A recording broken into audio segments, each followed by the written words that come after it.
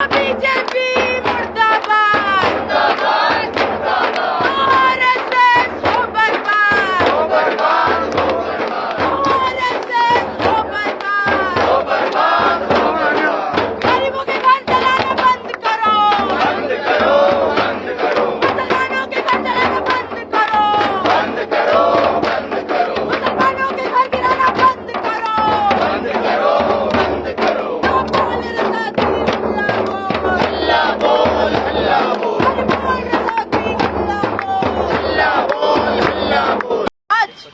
जो ये पैटर्न है बीजेपी आरएसएस का, इसको समझने की जरूरत है।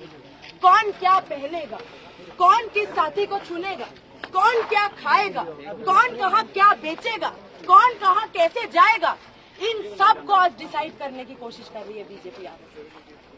और इनके हर एक जो रूल्स हैं, जो रेगुलेशंस ये लाने की कोशिश कर रहे हैं, सब में हम देखेंगे कि मुसलमानों को अलग करने की कोशिश की जा रही है, दलितों को प्रताड़ित करने की कोशिश की जा रही है, महिलाओं को दूर करने की कोशिश की जा रही है।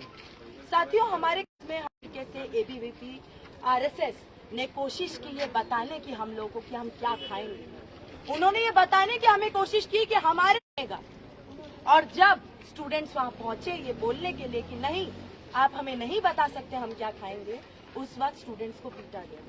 साथियों, इसी ढर्रे में हम देखते हैं कि जहांगीरपुरी में किस तरीके से बीजेपी आरएसएस ने पूरा ऑर्केस्ट्रेट किया इस प्रोग्राम को। और ये पहला प्रोग्राम नहीं है दिल्ली का। हम लोगों ने देखा कि किस तरीके से शाहीन बाग प्रोटेस्ट को, जामिया के प्रोटेस्ट को बदनाम करने के लिए बीजेपी आरएसएस ने दिल्ली में एक प्रोग्राम चलाया था, और आज दोबारा बीजेपी आरएसएस जहांगीरपुरी में एक प्रोग्राम को ऑर्केस्ट्रेट कर रही है। वो सरकार की बनाई हुई जो इंस्टीट्यूशंस हैं, हमारे देश में जो इंस्टीट्यूशंस हैं, जैसे दिल्ली पुलिस जो हमें प्रोटेक्ट करने के लिए उनका इस्तेमाल कर रही है ताकि वो मुस्लिमों को प्रताड़ित कर सके, ताकि गरीबों का घर वो गिरा सके, ताकि मुसलमानों को वो परेशान कर सके। और साथियों, इसके खिलाफ एकजुट होकर खड़े रहने की जरूरत है कि हम जहां पे हैं, जैसे हैं, हम इसके खिलाफ आवाज उठाएं।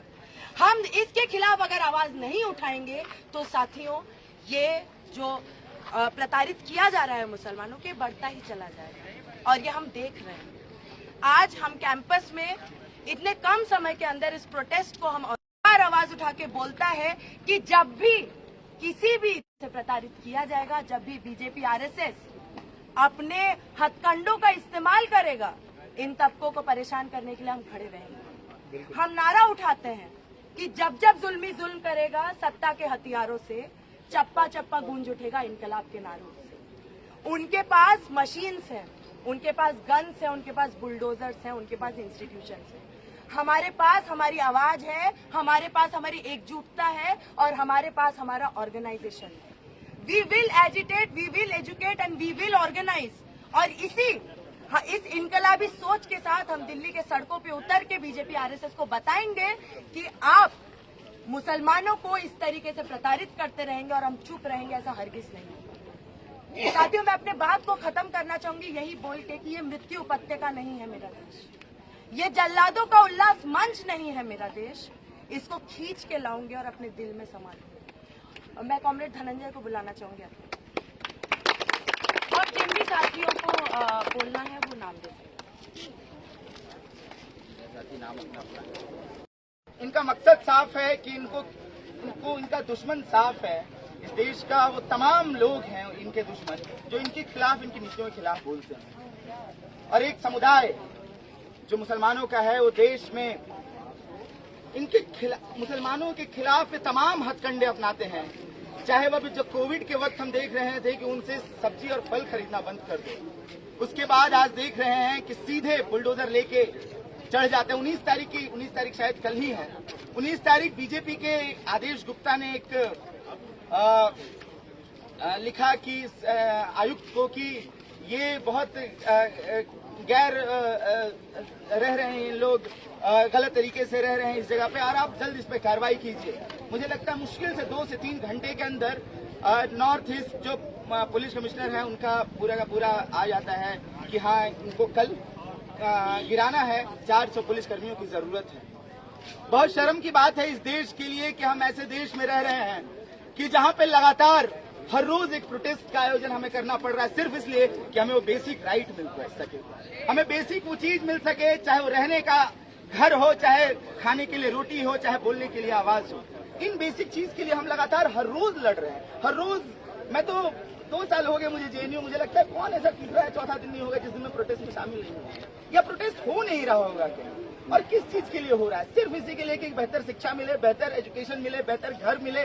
और घर क्या मिले? घर तो तोड़ा जा रहा है, उसके खिलाफ खड़ा रहने की जरूरत है और रह रहा है जेएनयू। उसके लिए शुक्रिया अदा है जेएनयू का। लेकिन हाँ, शुक्रिया अदा से क्या, ये भी देखा गया कि आज जब घर टूट रहे थे तो जो बड़े बड़े नाव वाले जो बात करते हैं कि हम बड़े नाव हैं, उनका कोई दिखा नहीं हुआ। तो ये बड़ा दुखद है कि ऐसे वक्त में आपको तो रहने की जरूरत होगी। आप चाहते भी ये सरकार बनाना और आप यहाँ पे रहेंगे, जब अपने लोग आपके मर रहे हैं उस वक्त भी आप रहेंगे नहीं, तो बहुत दुखद है। फिर आपको किस भरोसे से आपकी तरफ देखा जाए? जनता किस भरोसे से आपको देखेगी जब ये फासिस्ट सरकार हमें हर रोज मार रही है, मुसलमानों को मार रही है हर रोज, तब आपकी तरफ कैसे हम नजर दिखा पाएंगे? क्योंकि आप भी नहीं है यहाँ पे, आप भी हमारे लिए नहीं खड़े हैं, आप भी बुलडोजर के सामने नहीं आते हैं और उनको रोकने के लिए उंगली दिखाते हैं कि उसको रोकना पड़ेगा। सुप्रीम कोर्ट का स्टे है। इस देश, इस शहर की सरकार, इस दिल्ली शहर की सरकार खामोश रहती है, सिर्फ यही बार बार वो मुसलमानों को दोषी बता रही होती है। क्या ये सरकार उतना ही जुर्म में शरीक नहीं है जितना बीजेपी है? मैं तो ये भी सवाल होगा यहाँ से, क्यों नहीं होगा? हम करेंगे इस पे सवाल भी। बड़ी सरकार, हर बहुत जगह की सरकार है। दिल्ली में बड़े बड़े आवास हैं, अशोका रोड पे और तमाम रोड पे 40-40 एमपी और 60-60 विधायक लेके चलने वाले सरकार है, वो भी तो नहीं आई आज। उसको बोलने की जरूरत है हमें। आज हमारा घर जल रहा है, हमारा ही घर जले, हमारा ही घर टूट रहा है, सब हमारा ही हो रहा है। इस देश के सारे संविधान का पन्ना, पहला पन्ना पलटेंगे तो वो तो तमाम चीजें वी द पीपल से लेकर जो अंतिम लाइन हो सब तो खत्म कर दिया गया। किस तरह की सेकुलरिज्म की बात हो रही है यहाँ पे? सिर्फ एक धर्म को हर गली, हर मोहल्ले से, हर शहर में एक रामनवमी की झांकी निकलती है और जाके मस्जिद पे आके खत्म हो जाती है। वहाँ पे लोग गाली देते हुए मस्जिद को झंडा फहराकर, ये है आपका सेकुलरिज्म? किस तरह की भाईचारे की बात कर रहे हैं आप? वो सब अब तमाशा एक खेल बन के रह गया है कि हम चाहते हैं कि भाईचारा भी हो और हम चाहते हैं कि इस देश में मुसलमान भी न रहें। इस देश में क्रिश्चियनों को भी उसी तरह से प्रताड़ित किया जाए। इस देश में जो दलित हैं उनको भी इस तरह से प्रताड़ित किया जाए। इस देश में जो आदिवासी उनको भी इस तरह से प्रताड़ित किया जाए, और आप चाहते हैं कि भाईचारा रहे। बहुत जरूरी है कि इस वक्त हमारी जरूरत है, हालांकि क्योंकि हम आए हैं बोलने के लिए, क्योंकि हम खड़े हैं इसके खिलाफ। आप लोग, तमाम लोग खड़े हैं। इस देश के और भी अलग अलग चौराहों पर आज प्रोटेस्ट हो रहे होंगे। इस देश के अलग अलग हिस्सों में, छोटे छोटे टुकड़ियों में और भी प्रोटेस्ट हो रहे होंगे इस बात के लिए कि हमें संविधान बचाना है। संविधान तो बेसिक ही था, उसको तो बच के रहना चाहिए था।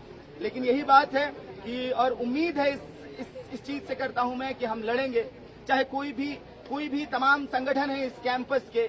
मुझे उम्मीद है आप सबसे कि आप हर वक्त खड़े होते हैं, हर वक्त बोलने की साहस है आप में, हर वक्त इसलिए साहस आप में है कि आप हमेशा से क्योंकि कल्चर आपको इस तरह से मिला है इस कैंपस में कि आप चुप नहीं रह सकते। चुप रहेंगे तो क्या कहा जाए, आपको इस कल्चर का नहीं माना जाएगा जो जेएनयू का एक बोलने का कल्चर है। तो चुप तो नहीं रहेंगे आप, इतना तो उम्मीद है।